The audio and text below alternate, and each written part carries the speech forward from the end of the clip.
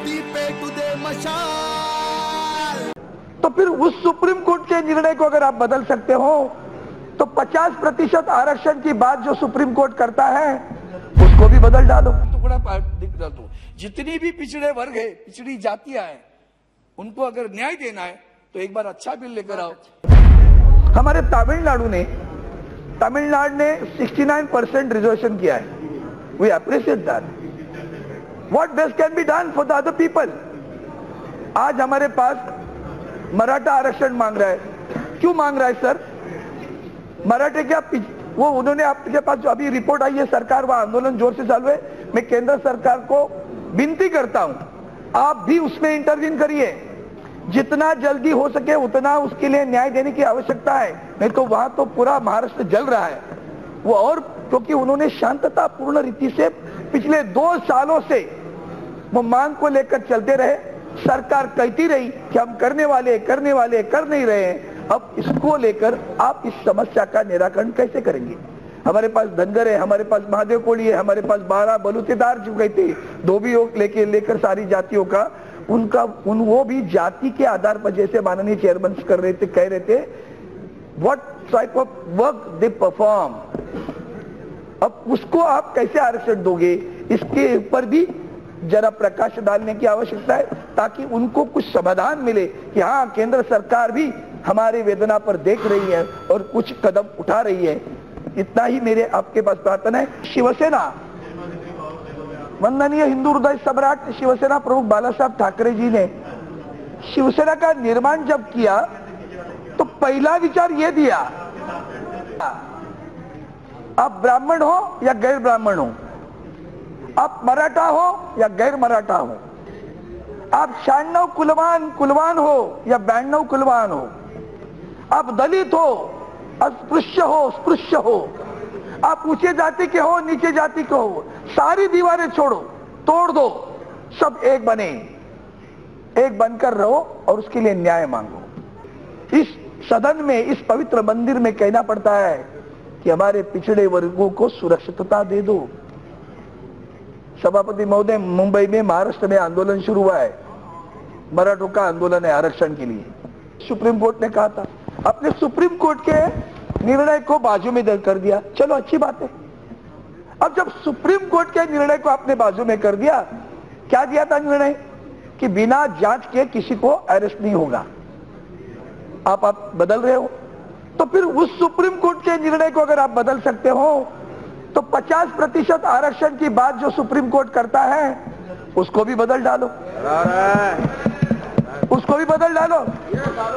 वहां क्यों डरते हो?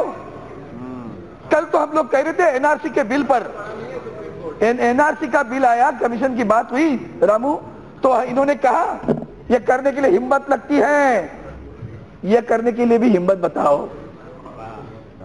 मराठे बच्चे, मराठा है, धनगर है, धोबी है, कोली है, जाट है, पटेल है, लिंगायत है, सब आरक्षण मांग रहे। मैं तमिलनाडु सरकार की सराहना करता हूं।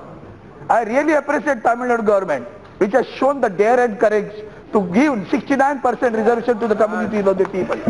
Why the central government cannot do it? हम लोग कंपाउंड में बैठ के देख रहे हैं क्या? Nero is fiddling on the sitting on the roof. तो नीरो पिडल बजा रहा है, आग लगी है, युवा हमारा मर रहा है और सब बुरी बात ये सब। सभापति महोदय, बिल में प्रावधान करते समय हमने कल परसों तो बैकवर्ड क्लास कमीशन लाया, ओबीसी को संविधानात्मक अधिकार दिए, अच्छी बात है। क्यों नहीं लाया उस वक्त बाकी सारे लोगों को? एक बार सोच लो, इस देश में कितनी जातियां हैं, उन सारी जातियों को जितने भी पिछड़े हैं। बाला साहब कहते थे पेट को जात नहीं होती भैया, खाली हाथ को काम दो, पेट को अनाज दो। और जो खाली पेट है वही तो फिर खाली पेट के लिए आक्रामक बन जाता है। वो किसी भी जात का हो, प्रांत का हो, पंथ का हो, धर्म का हो, वो गरीब है, उसे मदद करनी चाहिए। क्यों नहीं आते हम आगे? क्यों नहीं आते आगे? हम कदम उड़ा रहे। सभापति महोदय, महत्वपूर्ण ऐसे विषय है कि अगर हम कभी कभी मुझे अचरज लगता है, मेरे दोस्त यहाँ बैठे वो कहते तुम लेफ्टिस्ट हो राइटिस्ट हो, कभी कहते आज खड़गे साहब ने मनुवाद की बात की। मनु सावंत महोदय, इस पवित्र सदन में कहता हूं, न हमारे माँ बाप ने कभी हमें मनु सिखाया, न हमारे वंदनीय बाला साहब ने कभी मनु सिखाया। हमें मनुवाद नहीं सिखाया, हमें मानवतावाद सिखाया। दूसरे का दर्द मेरा दर्द है, दूसरे का दुख मेरा दुख है, दूसरे की पीड़ा मेरी पीड़ा है। वैष्णव जन तो तेने कहिए, पीड़ पराई जाने रे। हम उनकी पीड़ा जानते हैं, क्यों आरक्षण मांगते हैं, क्यों दुखी है। श्रद्धेय भारत रत्न डॉक्टर बाबा साहेब अम्बेडकर जी ने जब संविधान बनाया, तभी संविधान में उन्होंने आरक्षण का मुद्दा लेकर आए। क्यों लाए? पिछड़े वर्ग, जाति से, समाज से, ऐसे पिछड़े वर्गों का उद्धार करने के लिए उन्होंने उसका प्रावधान अपने संविधान में किया। 70 वर्ष के बाद में भी आज भी वो कुछ लोग पिछड़े आज भी है, और आज भी हम उनकी समस्या का निराकरण नहीं कर पा रहे। मैंने अभी थोड़ा सा मेरे मित्र अर्जुन जी से पूछा कि हम हर रोज एक एक बिल क्यों ला रहे हैं। आज त्रिपुरा के लिए, कल उत्तर प्रदेश के लिए। मैं इस बारे में बहुत बार बोलता आया हूं कि महात्मा गांधी जी ने एक बार कहा था, स्पिरिचुअलाइज द पॉलिटिक्स। हम लोग तो पॉलिटिसाइज कर रहे हैं कास्टिसिज्म, पॉलिटिसाइज कर रहे हैं स्पिरिचुअलिज्म ऑल्सो। तो both these things are being politicise. हम राजनीतिक दृष्टिकोण से इसका निर्णय नहीं लेना चाहिए, सामाजिक दृष्टिकोण से लेना चाहिए। स्वराज्य, समता और बंधुत्व, फ्रीडम, इक्वालिटी, फ्रैटर्निटी, इस प्रिंसिपल को लेकर ये संविधान में आए, सारे प्रावधान आए। आज हम अभी महाराष्ट्र की बात करते हैं। मैं बहुत बार बोला हूं 7 बरस। अर्जुन जी, मेरी आपसे प्रार्थना है, आप मेरे मित्र हैं, ये जो स्थिति है उसको अगर आप देखोगे, हर राज्य में जाति के नाम, उच्चारण, शब्द, अक्षर, उसमें थोड़ा थोड़ा फर्क होता है, काम वही करता है। चर्मकार चर्मकार है, बौद्ध बौद्ध है, उसके जाति में थोड़ा सा इधर उधर अक्षर का, शब्दों का भी नहीं, अगर फर्क हुआ तो उसको उसकी सहूलत मिलती नहीं है, सुविधा मिलती नहीं है। जैसे अभी महाराष्ट्र में धनगर, अभी यहां धनगढ़, अब धनगर मीन्स अंग्रेजी में कहो तो शेफर्ड। वो धनगर समाज महाराष्ट्र में कितने सालों से बात कर रहे हैं कि हमें उसमें हमारे आरक्षण मिलना चाहिए, एससी में मिलना चाहिए, एसटी में मिलना चाहिए। वो आप देखेंगे कर रहा है। धोबी समाज, ऐसे बहुत सारे हैं। मेरी आपसे प्रार्थना है, कॉन्स्टिट्यूशन प्रोविजन कहते हैं कि गवर्नर साहब के जरिए आदरणीय महामहिम राष्ट्रपति जी पूछेंगे और उसका प्रावधान करेंगे। गवर्नर साहब को कौन बताएगा? राज्य बताएगा ना, राज्य की सरकार बताएगी। मेरी आपसे प्रार्थना है, एक बार आपकी तरफ से एक पत्र सभी राज्यों को जाने दो और सभी राज्यों को पूछो कौन सी जातियां पिछड़े वर्गों में हैं जो आज भी हमारे संविधान के तहत उनको ये सहूलतें मिलती नहीं है। अब अगर जैसे धनगर की बात की, धोबी की बात की, इसको देखेंगे तो ये सारी चीज किसने किया था? हमने, हमारा जो भारत रत्न डॉक्टर बाबा साहेब अम्बेडकर की जो सोच थी वो क्या थी? उनकी सोच थी शिक्षा में उनको आगे बढ़े, समाज में उनका आर्थिक स्थान है ऊपर हो जाए। अब जब शिक्षा ही नहीं तो नौकरी कहां से आएगी? नौकरी नहीं आए, व्यवसाय नहीं है तो आर्थिक स्थान कहां से आएगा? तो शिक्षा मूलभूत होती है। मराठी में उन्होंने कहा था, शिका संगठित व्हा आणि संघर्ष करा। पहले सीख लो, संगठन करो और फिर बाद में संघर्ष करो। जिंदगी भर संघर्ष ही करते रहेंगे, कभी बाहर आएंगे इससे ही बाहर। हमारे महाराष्ट्र में मराठा समाज, बहुसंख्यक मराठा समाज है, रास्ते पर आया हुआ है। वो एजुकेशनली और सोशली बैकवर्ड है, मेजॉरिटी है, लेकिन बिलो 5 एकर्स ऑफ लैंड वाले महाराष्ट्र मराठा समाज सबसे ज्यादा मिलेंगे आपको।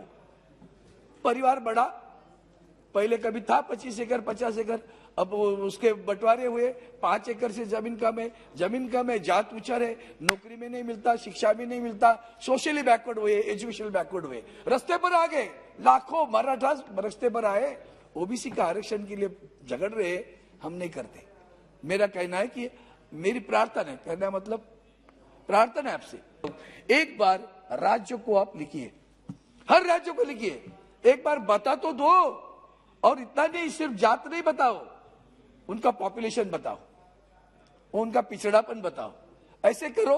और उसी पर एक बार ऐसा बिल लेके आओ कि आगे चलकर जैसे अभी 70 साल तक हम यहाँ इसी चीजों पे बातें करते रहे, कोई भी होने तो राजनीति सरकार, लेकिन इससे बाहर निकलना है कि नहीं निकलना है? अगर बाहर निकलना है तो एक ही बार करो। और समस्या आगे है, आरक्षण देने के बाद क्या होगा, उसका उद्धार कैसे होगा? आज भी शिक्षा के लिए नदियों के पीछे, पहाड़ों में, जंगलों में स्कूल नहीं है, ना तुम्हारा डिजिटल नेट है, ना तुम्हारी ऑनलाइन है। कैसे पढ़ेंगे, कैसे बड़े होंगे? सिर्फ जाति का आरक्षण देकर राजनीति नहीं, उद्धार सही मायने में करना है तो राज्य को भी जिम्मेवार बनाओ कि भैया हम दे रहे, केंद्र की जिम्मेदारी आरक्षण देना, हमने दे दिया, अब उनको फैसिलिटेट करो, उनको पढ़ाओ। जब पढ़ेगा नहीं तो जैसे बेटी बढ़ाओ, बेटी बचाओ, बेटी बढ़ाओ कहते, तो पढ़ाओ तो बढ़ेगा ना, पढ़ेगा तो बढ़ेगा, पढ़ेगा ही नहीं तो बढ़ेगा क्या? उसको पिछड़ापन है। इसको लेकर आप अगर ये विषय लेंगे, स्वागत करता हूं, लेकिन मैं ये भी चाहता हूं ये रोजाना नहीं चलना चाहिए। एक बार टुकड़ा दिखा दो। जितनी भी पिछड़े वर्ग है, पिछड़ी जातियां हैं, उनको अगर न्याय देना है तो एक बार अच्छा बिल लेकर आओ, ताकि देखो अर्जुन जी, नाम अर्जुन है, इतिहास में भी, लोकसभा के इतिहास में भी एक ऐसा अर्जुन निकला कि जिसने लक्ष्य पर बाण मारा और सभी जातियों को न्याय दिया। ऐसा भी होना चाहिए। काम आपके शुभ कार्यकाल में हो जाए, ऐसी शुभकामनाएं दे। तो हमारे पास अभी आरक्षण की लड़ाई चालू है, ओबीसी का आरक्षण है, मराठा समाज का आरक्षण है, न्याय नहीं मिल रहा है। हम बात कर रहे हैं सब। और आखिर में इतना ही कहूंगा, अभी हम जब भी बात करते हैं तो इतिहास की बात ज्यादा करते रहते। इन्होंने ये किया, उन्होंने वो किया, कभी तो छोड़ो, क्योंकि नहीं छोड़ो ना, आगे जाना है ना। हम चंद्रमा पे गए हैं तो बस 2 पंक्तियां कहूंगा, जहाँ डाल डाल पर सोने की चिड़िया करती है बखेरा, वो भारत देश है मेरा। महाराष्ट्र में तो इतनी परेशानी है, अभी पूरा महाराष्ट्र जातिवाची लड़ाई से खड़ा हुआ है। मराठा का आरक्षण चाहिए, गोवारी आरक्षण आज चालू है आंदोलन उनका, ओबीसी आरक्षण के लिए लड़ाई हो रही है। और मैडम बैठी है पीछे, उनको पूछो क्या हालत चल रही है वहाँ। आदिवासी आंदोलन कर रहे, धनगर कर रहे। आप जैसे सिनोनिम कहते हैं, उसी शब्द प्रयोग का कार्य तो वही है।